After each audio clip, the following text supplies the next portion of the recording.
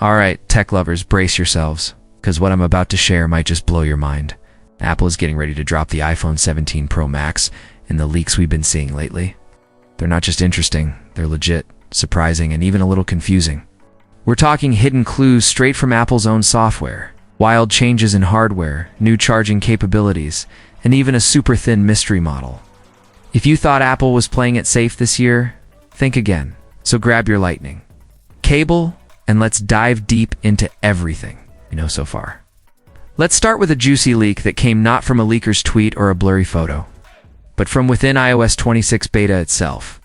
A hidden wallpaper was discovered, and while that might not sound like headline news, the real story is the resolution attached to it, 1:6 oxt 2736. This doesn't match any iPhone on the market right now, but guess what it does match? They're rumored. Dimensions of the iPhone 17 Air, a super thin 6.6-inch model Apple has allegedly been working on. We've heard whispers about this Air version for months, but this is the first real hint coming directly from Apple's own code, and that makes it all the more credible. And yes, based on what we're seeing, it could drop as early as September.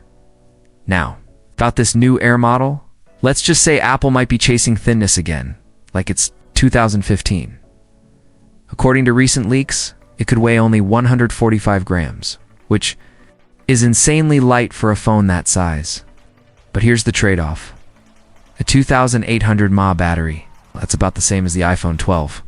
Yeah, the one from 5 years ago. Not exactly encouraging. However, Apple might be introducing some smart battery-saving features with a rumored smart battery mode that uses machine learning to turn off unused functions based on your daily habits. It's a clever workaround in theory, but whether it actually works remains to be seen. Still, anyone who cares about battery life might want to lean toward the Pro models instead. Speaking of which, let's talk about charging. Apple seems to be prepping a brand new MagSafe charger that supports the key to point to standard. And that could mean wireless charging speeds up to 50 watts, almost double what current iPhones can do. While Apple hasn't confirmed if the iPhone 17 itself will support 5.0W, the fact that they're building a charger that can is a strong hint. And yes, this has revived rumors about reverse wireless charging finally. Imagine being able to charge your AirPods or Apple Watch just by placing them on the back of your iPhone. That's been rumored forever, but maybe, just maybe, it's finally happening. Now here's where things get weird. The base iPhone 17 is getting some love, but also some very questionable decisions. First off, the screen's jumping from 6.1 to 6.3 inches, and for the first time ever, the base model is getting a 120 Hz refresh rate. That's great, right? Sort of? Because unlike the Pro's adaptive refresh rate, this one is locked at 120 Hz all the time, which could seriously impact battery life. Oh, and no always-on display either. It's like Apple gave us half the upgrade and called it a day. And under the hood, things aren't any better. Apple's reportedly sticking with the A18 chip from last year's iPhone 16 and 8 GB of RAM. While the other iPhone 17 models are moving to 12 GB, it's giving 2024 and a 2025 box, if we're being honest.